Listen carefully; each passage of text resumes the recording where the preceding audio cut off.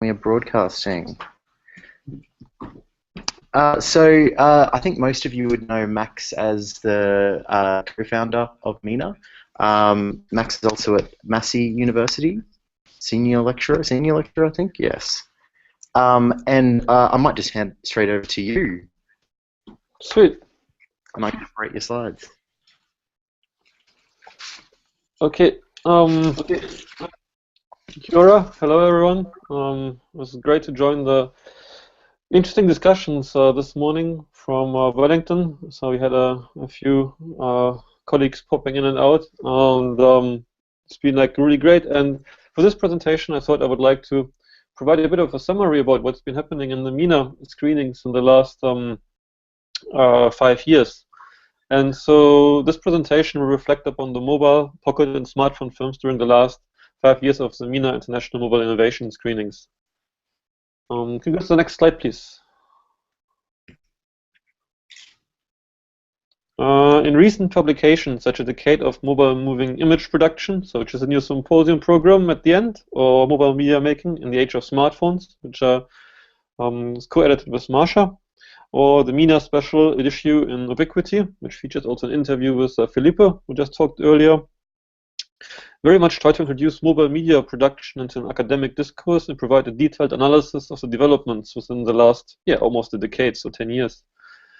In this presentation, I'd like to think about the micromovies, microformats, mobile-mentaries within its own ecology, and try to work towards defining a syntax or modes of mobile, smartphone, and pocket films. So with this in mind, of course, there comes the text from Nichols in mind, defining documentary modes. It's very well known for mapping out documentary studies in the terms that he defines as the poetic mode, the expository mode, the observational mode, the participatory mode, the reflexive mode, the performative mode.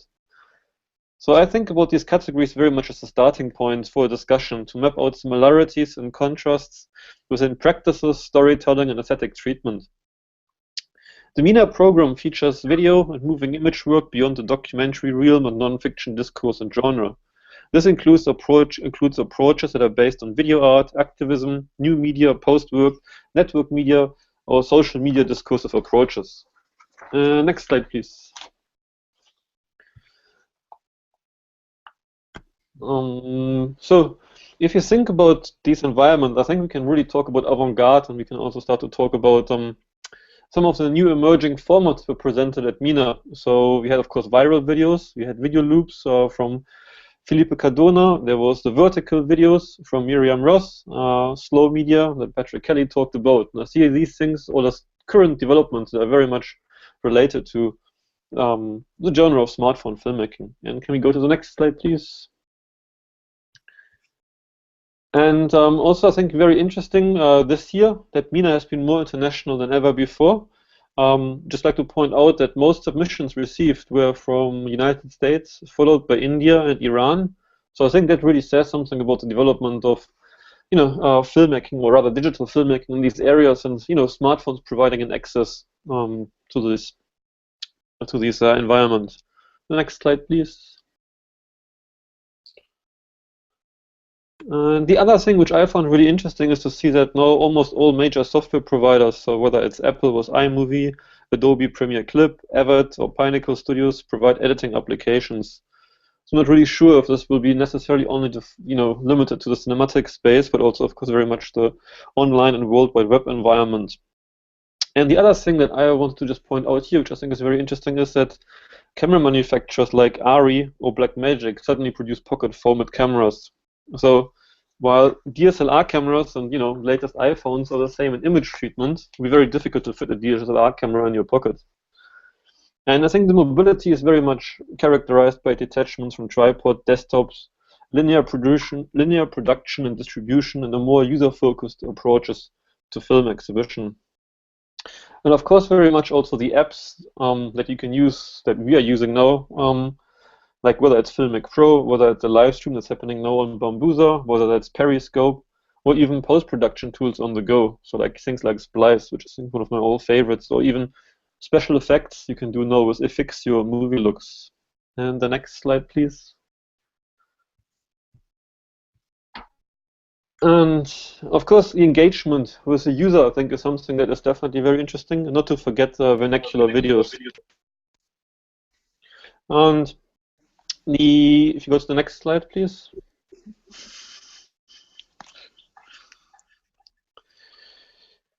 The beauty of mobile phone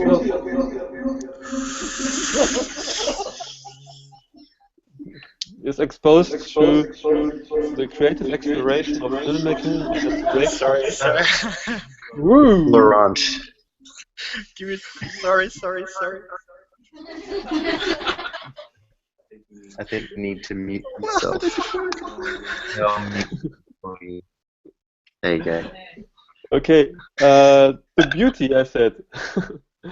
The beauty of mobile filmmaking is exposed through the creative exploration of filmmaking and its break from established rules and conventions. While mobile camera phones never intended for filmmaking, they first appeared under filmmakers and creatives to find the aesthetics and working practices. So to go to the summary now, the next slide please, I would like to propose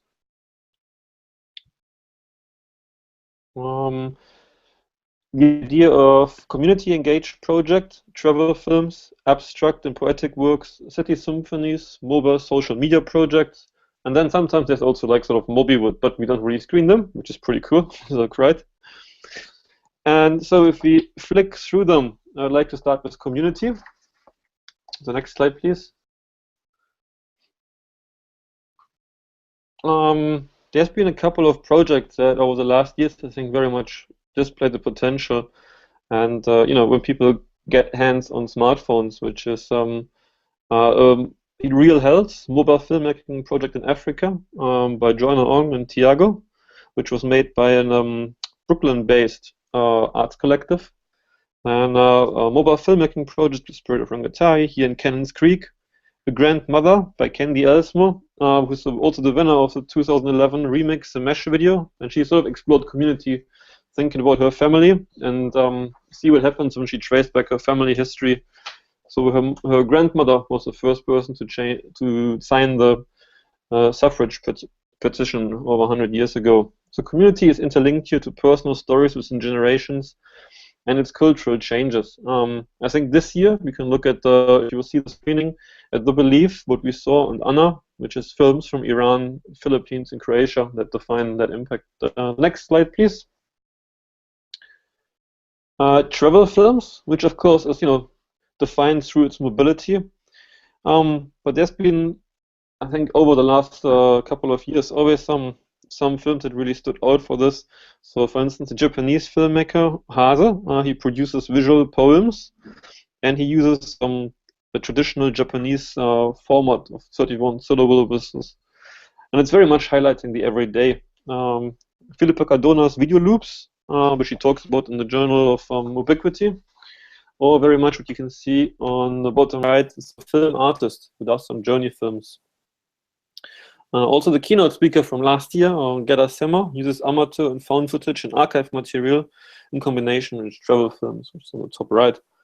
And this year, again, definitely, I would think if you think about the films Us Stop, The Life and the Death of an iPhone, Yakura Yama, and I Another, so from France, USA, France, Japan, Germany, Australia, I think it would very much fit to the category of the travel film. And the next one, which I think is thinking here about abstract and poetic works. So last year's keynote, Anders Weberg, has been very quite prominent in this field, and his work really spans, you know, across a number of things that exploring human body and mainly identity in relation to violence, gender, and ideology. But it's driven really through his personal experience, which I think is also really found in the work of Benoit Laudret, who's been quite prominent and a quite prominent figure in French filmmaking over the last decade. And again, he's very much exploring personal narratives in everyday life and the pixel.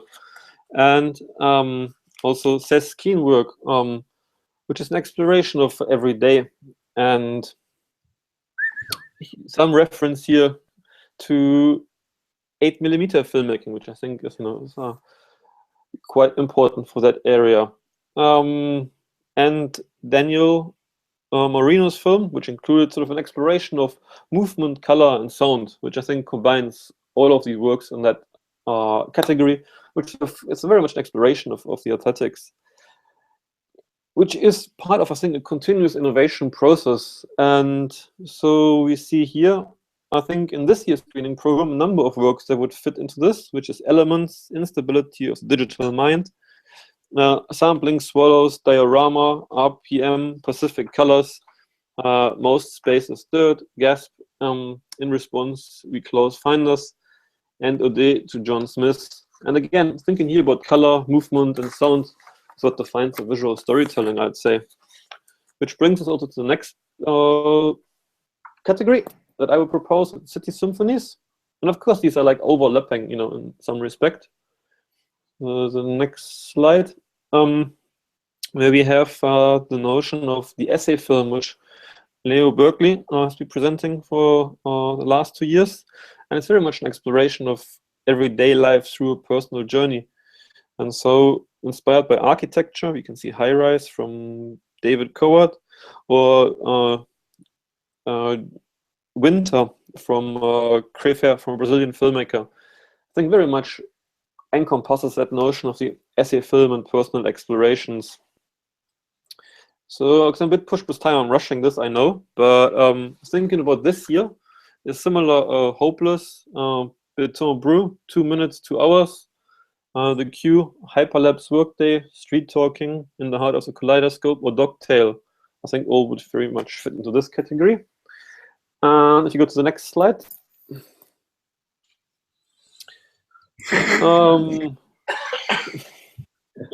Thanks for that. You provide that image. Sorry, I thought it's great. Mobile social media. I thought it's a great image. Sorry. There's the work of Yours and Mine from Anna Massoni, Adrian Miles, and Norse by Patrick Kelly. Do I have time, or are we running out of time? Or can I talk about this? I think we've got time because we're still waiting on Carter to join us. Okay, great. Plenty of time. All right, good. So. No, we're fine. No. Très bon. Ça ne problème pas. Okay, so where was I? Yes. So I think very much Anna Massoni's work, before there were actually selfies around, very much encompasses that notion of capturing the personal space and as part of a communication process. Adrian Miles's About 7 a.m., which very much captures the same image of one view from every day, and is produced by the Vine platform, writing and video theory, online aesthetic, or the afterlife of Andreas video. Andreas Treske says, I quote, "The place we see, the weather, the light, it has all been like this. But when we replay the clips, they are actualizing themselves again. A nonlinear sequence creates a new experience and a new life. We are looking at the time which promises, it won't fulfill its promise. These movements are real because it is now moving and you are looking at it." End of quote. And Patrick Kelly's interactive documentary, which he presented, I think, 2 years ago, uses the Instagram video and links to the database Korsakov platform.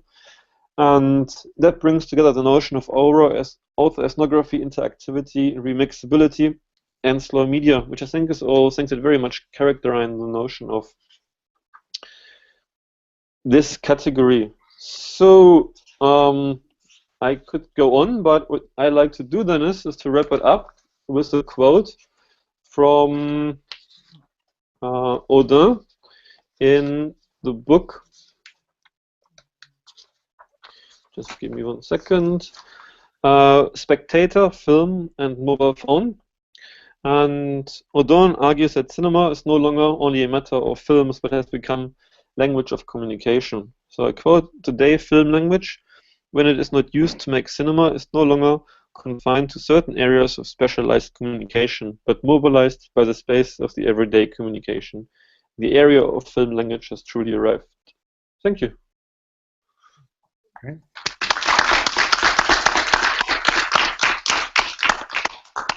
Thank you very much, Max.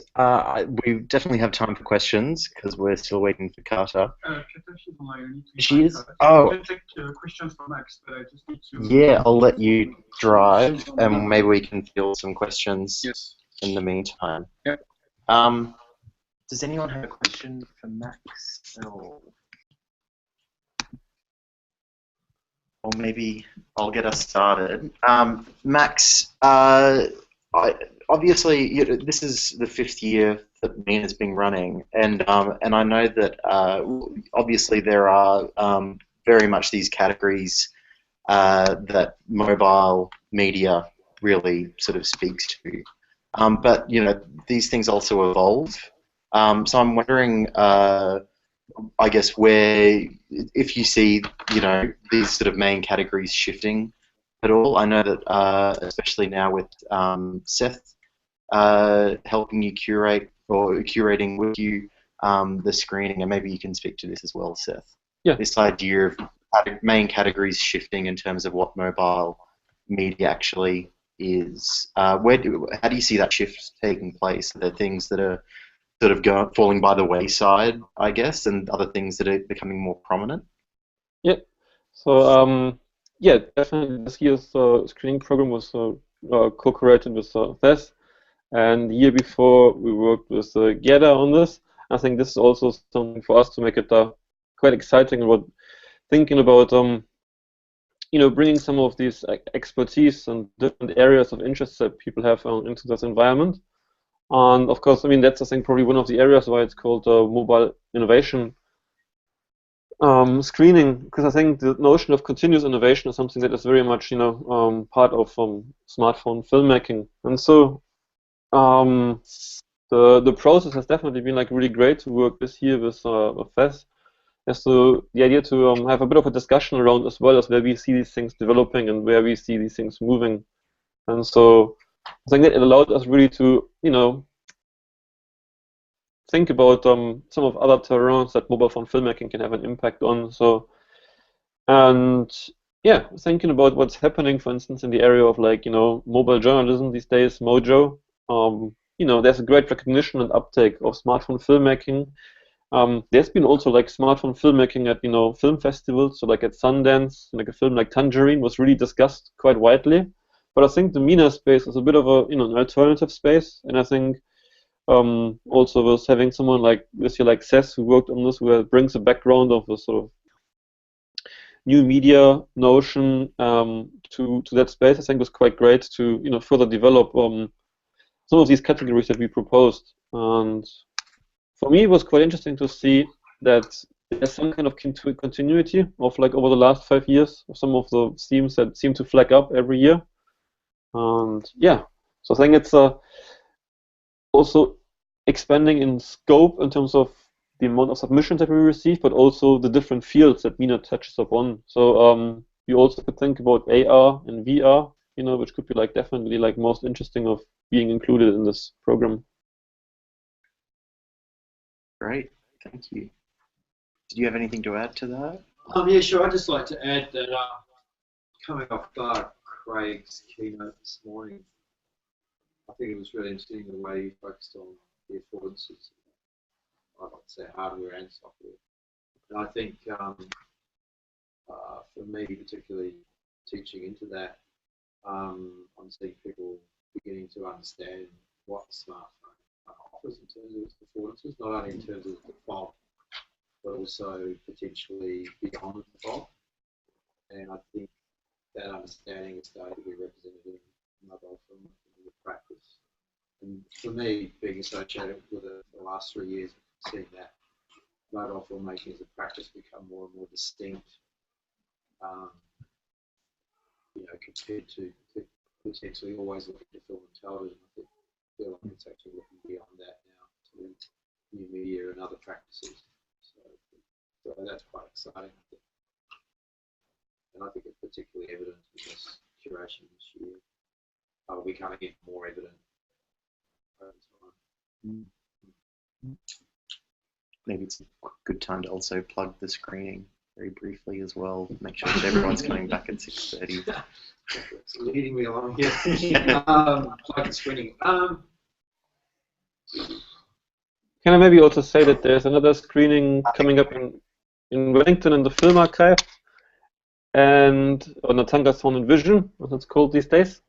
And also like to use the opportunity again to thank like the committee of reviewers that we had, because there was sort of quite interesting moment when we looked at the submission figures, which sort of were not around 150 that we normally had, but 650.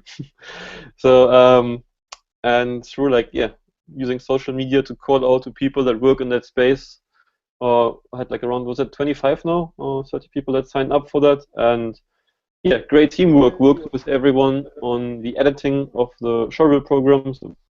Patrick, Sam Seeks again, and so I hope it created some sort of how do you say, appetite for the screening this evening for you, and thinking about also where we take this forward.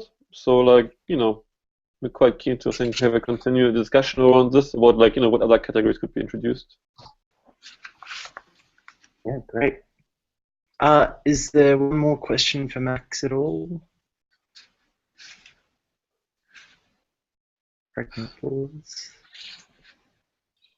Okay, well, thank you very much once again, Max. We'll give you one more round of applause.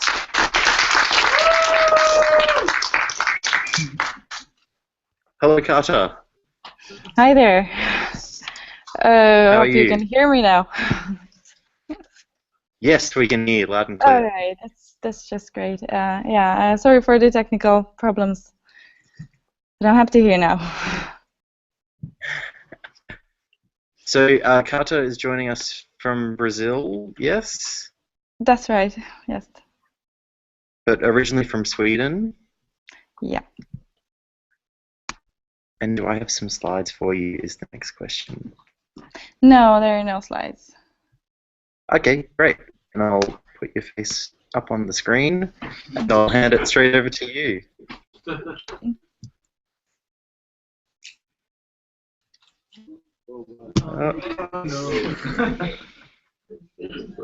Bad time to freeze as well. Yeah, so what I'm going to talk about is how the cinematic experience is reinvented on smartphones. In contemporary culture, cinema has been losing its borders to give space to self-propelling screens and somewhat on-demand platforms like television, video, and portable computers, and also mobile devices, including mobile phones. The reinvention of motion pictures into something increasingly flexible and mobile has to be reviewed through its roots in cinematic perception, institutional protocols, and the adaptation of behavioral schemas. This study argues that by mediating it, cinema's apparatus challenge the recorded moving images' indexicality and its temporal and spatial continuity, while video-capable mobile phones remediated cinema onto a hyper-mediated platform with a new type of collectivity, spatial and temporal dimensions, and increased awareness and control. During its over 100 years of history, cinema has resurrected in a good deal of forms, and probably smartphones are not at all the last media which remediates and extends cinema's range in space or availability. It neither is the first one that would question in which to reform cinema's spatial or temporal limitations and its peculiar or maybe even odd collectivity of privateness. Although the visual perception as well the presented narrative film style barely altered along these transitions from cinema through television to smartphones or mobile devices, these gadgets still worth analyzing as video and film players because of their unprecedented flexibility and their capability to extend movie experience into physical life. So my aim is to understand the mechanisms in play in this transition, and to identify on which levels of film experience cinema and smartphones differ, and on which they have common grounds. For this, I identified 3 key layers of film experience to serve as a guide in defining adaptation, mediation, and remediation. First, the personal perceptual layer of the extra filmic knowledge, which includes lingual, so verbal and written, as well as visual and sonic information.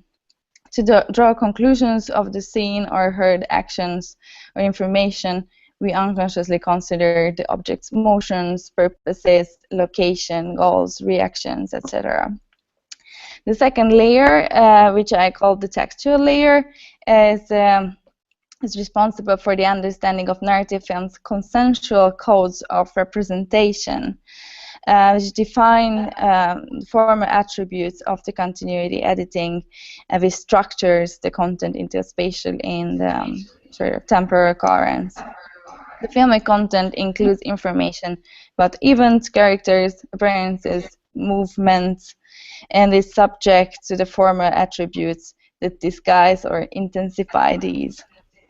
The third layer is the mediative layer that creates a base for the comparison between media in terms of the technical apparatus, which is similarly to Jean-Louis Baudry's apparatus bus, is the more material side of the question, and also the institutional protocols, which would be similar to his dispositif.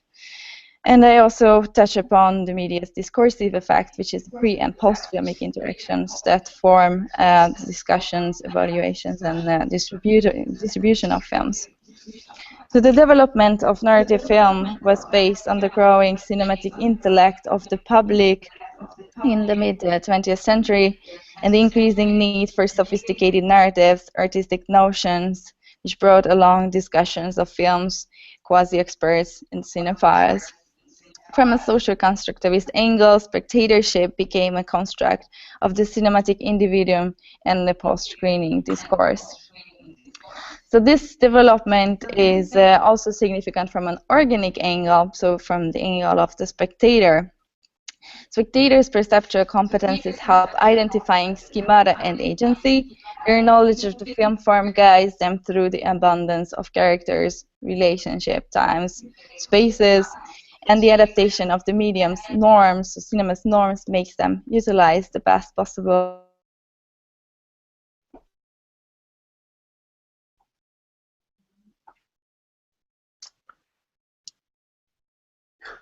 for screening. And according to Walters and Grusin's double logic of remediation, newer media reinterpret older ones, while also denying the process, this remediation process, to achieve a real and transparent form. So similarly to this, cinema's existence was based on the reinvention of the photographic image, and it achieved the real by providing spectators with the illusion of reality. Thus, it became an autonomous social phenomenon, a code system, which presents a message, its message via its own ideological forms.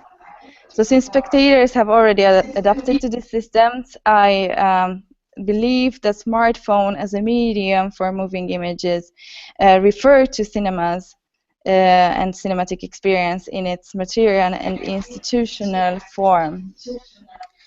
So spectators use the same perceptual mechanisms and identify the same visual and narrative schemata, but smartphones' technical attributes and this previously unthinkable viewing locations and the level of disturbance challenge this immediacy. So since the 1990s and the globalization of mobile communication systems, and later with the wireless networks, mobile devices became endless resource for professional and free time activities.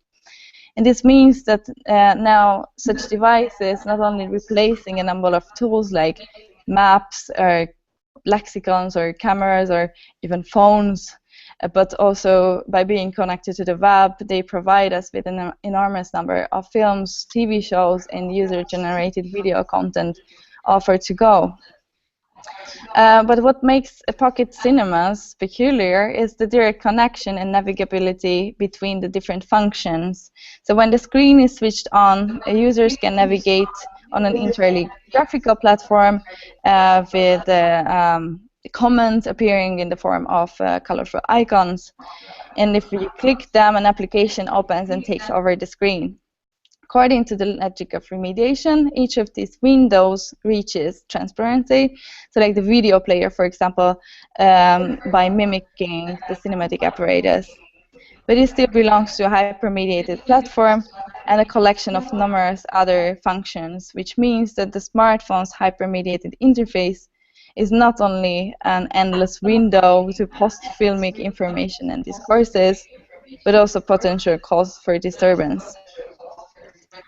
On most smartphones, the majority of the navigation happens through touches, and the screen is inevitably haptic, thus in a Gibsonian sense, an affordance. It invites the user to touch it and interact with it, even if it would interrupt an ongoing process. A smartphone is a suitable platform for watching a film with a continuous bodily interaction with the user, which induces a rather unfamiliar experience.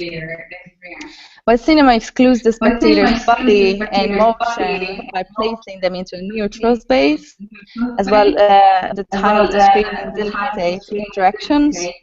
Smartphones provide a limitless space for sharing, for commenting, discussing, and searching for information within this personal viewing space. In fact, smartphones are on the right track to establish some sort of an alternative film industry where users can create content, access it, watch them, and to like some kind of enhancement of digital cinephilia. One can also reach more information about them, distribute and evaluate them all on the same device.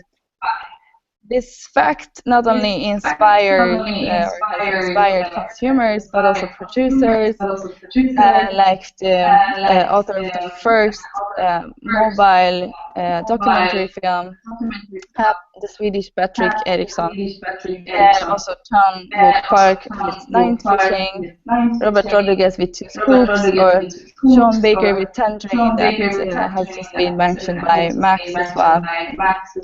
And also an increasing amount of films are distributed on smartphone platforms, like Sally Potter's Ring, for example, from 2009. Mobile phones present a highly personalized film experience, not simply because our phones are one of our most personal tools, but also because it creates some sort of a one-man cinema, where the experience is an irreproducible hybrid of the film itself, the viewer, and also the surrounding environment. It is the result of the small screen that the film meshes into reality, and the environment's visual and auditory elements are inescapably embodied in the viewing experience. Smartphones also defamiliarize this notion by creating a boundary between image and sound by using headphones or earphones. From the cinema-operated television, video, or computers, image and sound mostly inhabit the same space, and so place the viewer in the midst of the stimuli. Am I running out of time? Me? 1 minute to go. Okay, that's perfect.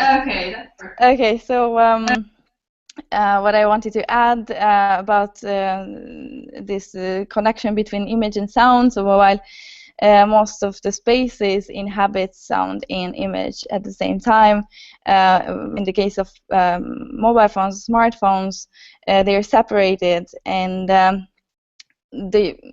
we use this sort of division to complement the missing or distracted stimulus. So if the spectator is distracted in either watching or listening, the remaining sensation sort of takes over and guides the spectator through this given section of the film. Especially for the reason of these different channels, collective watching is rather unimaginable, yet not impossible, of course. So the experience is not shared in a phenomenological manner like in cinema, but in the form of comments, ratings, and virtue of our face-to-face discussions. So just to sum up, a technological and psychological analysis of film's relocation reveals that spectatorship is based on the same patterns, both in terms of the visual schema and narrative understanding, but it significantly differs in terms of attention, physical immersion, and the pre- and post-filmic interactions. This means that the smartphone's peculiarity is not merely lying in its size, but also in the new behavioral framework its mobility, versatility, and interactivity requires. Thank you.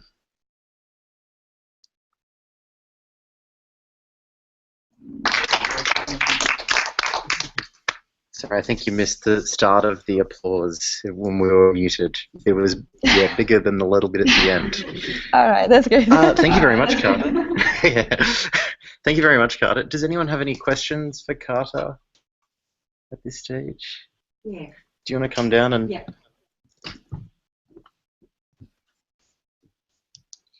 Hi, Carter, Marsha. I'd like to just hear more about the, social dimension of watching films. I'd like to hear you talk more about that. Yeah, you mean social dimensions of watching films on smartphones? Yes. Wow, it's so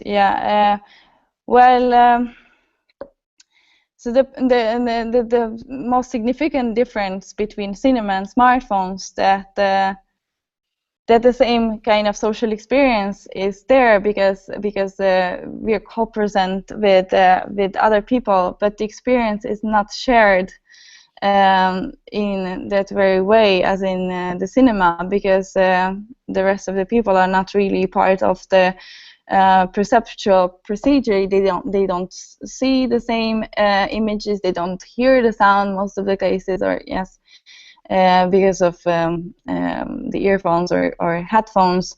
But this kind of social nature shifts more like to influence this experience of the viewer, but still it's not really an interaction between these persons being present at the same space, but more like that the experience of that very spectator is influenced by the presence of others.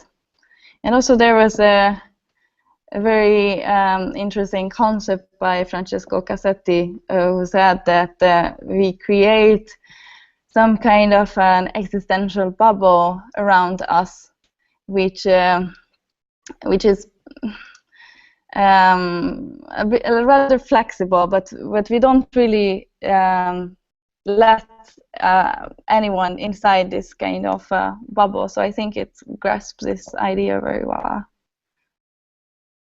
I hope I could reply to your question.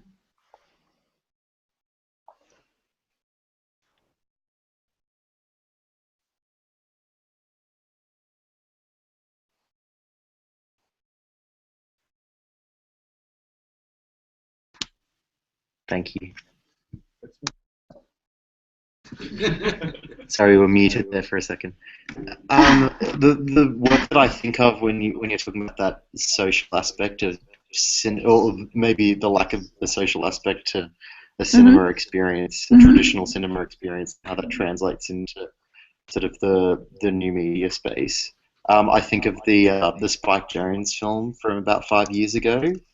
I'm Here, a love story, it was called, and it was. You had to, I think you had to schedule a time to watch the film, like buy a ticket in a way from a virtual box office, and you could also invite your Facebook friends to watch the film at the same time as you from a different location. So it's like going to the movies with a friend from 2 different locations. That's not really a question. It was just something that I thought of at the end there when you were speaking. It's a very interesting some kind of point of view because it's not only that we as spectators are connected to the outside world, but also multiple spectators can be connected through new media devices.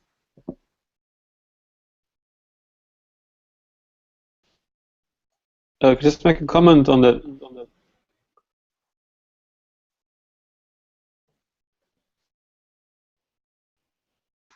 Sorry, Max, were you saying something? Yeah, can I just make a comment on that? Yes. There was a really great project, I think it was in Japan, where you would download some animations, and you had to find other people with the same smartphone that has another piece of the animation. You would then put the phones together and would receive then the whole picture, so to say. So I think that was sort of a quite interesting idea of how we can think about, spatial narratives and spatial montage, expanding it into like the notion of spectatorship and audiences, how they can sort of be combined as well. Yeah. There was something like this in India as well, with an Indian film, but I don't recall the title. But it is really interesting how you can extend this kind of social space by also the distribution of movies. Which I think is quite key for the film experience that it creates in terms of the montage of the phenomenological We have another question here.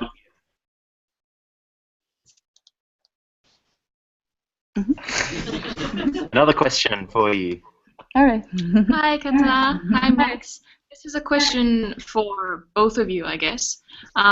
So you've touched on this a bit, but could you talk a bit more about how you've observed the change of the way we consume this kind of mobile film? Has it also influenced any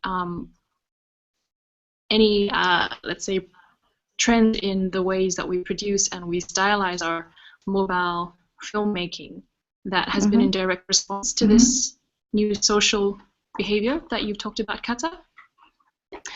Yeah, and I actually read it a lot of sources on the web that if you're shooting a movie with your cell phone, that the tendency, the length of the movies are like getting shorter and shorter, smaller and smaller. So I think that it is like it is an effect of mobile filmmaking and mobile film distribution. That since if you watch a film on your mobile phone, you usually do it while, I don't know, when you're like traveling, for example, and most of the cases it doesn't cover 90 minutes. So I think it affects the length of the movie the most.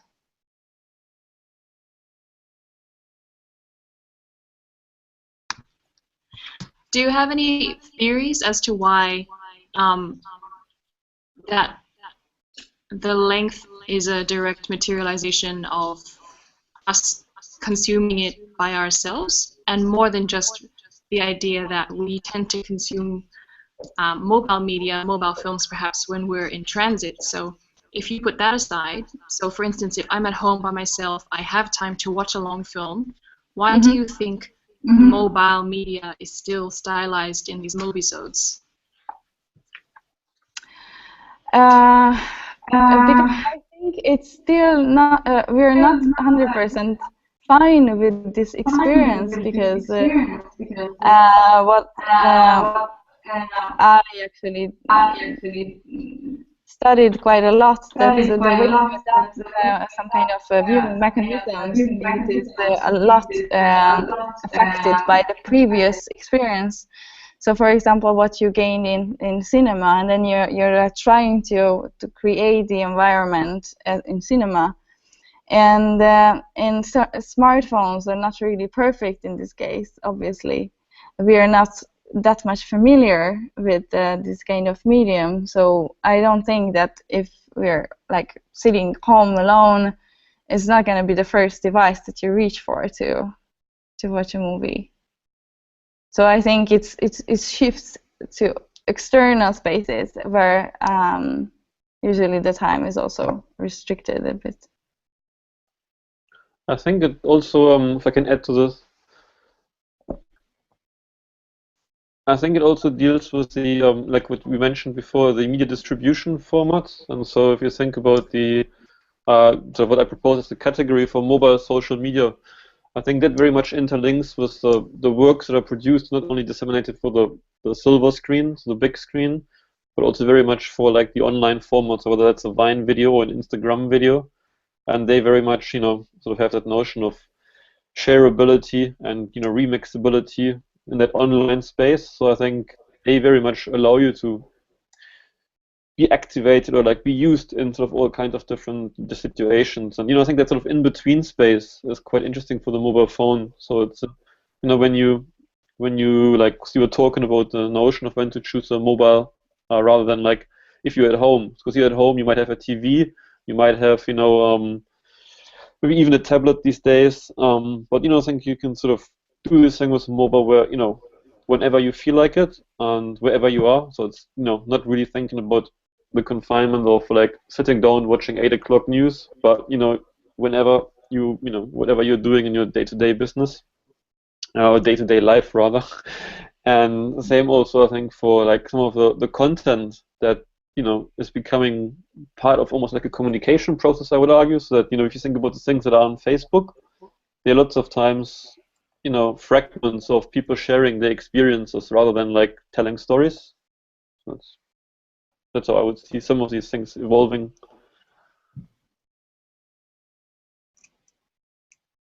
Thank you very much, Carter and Max.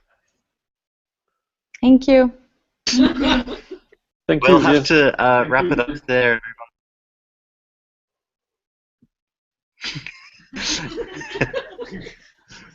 We'll have to move on there to the next panel, but thank you both very much. We'll give you one more round of applause. Thank you. Thank you.